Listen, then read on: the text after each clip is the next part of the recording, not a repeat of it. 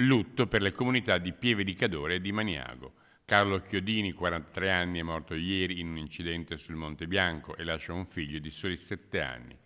L'uomo era originario di Maniago, in provincia di Pordenone, ma da anni risiedeva a Pozzale di Pieve di Cadore, di dove sono originari la madre Carolina e i nonni materni, ed è qui che è maturato il suo amore per le montagne. L'incidente è avvenuto in Francia, a 3.400 metri di quota, sul Grand Flambeau, poco distante dal confine italiano in Alta Savoia. Una frana ha colto di sorpresa il gruppo di cui faceva parte, che era composto da 3 alpinisti italiani, tra cui una guida.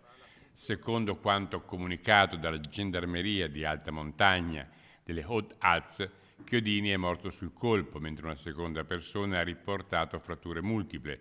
La guida è rimasta illesa. L'alpinista ferito è stato recuperato e trasportato in elicottero all'ospedale di Annecy.